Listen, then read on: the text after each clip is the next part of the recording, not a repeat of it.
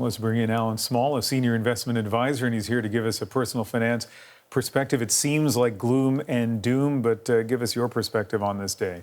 Well, I think there's a bit of an overreaction. Investors, obviously, when you wake up and see the market's down 1,000 points in New York, the first move may be to panic or have some panic in you.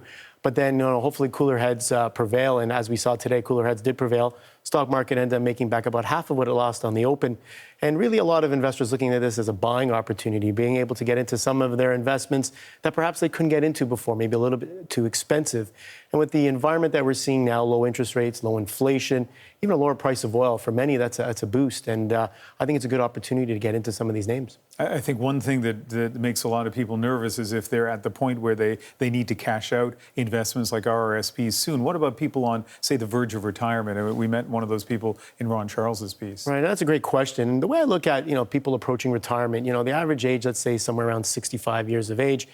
Today in Canada, life expectancy is somewhere around 80, 85. So even retirees are looking at 20 years of investment.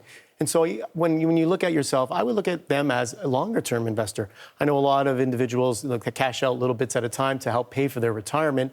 But over the long term, most of their money will stay invested. And so even retirees or people approaching retirement can look at this and think of themselves as a longer-term investor. And again, good opportunity to buy some really good investments on the cheap. You're calm, you're optimistic. I'm sure a lot of people will be happy to hear that, Alan. Thank you very much. Thank you.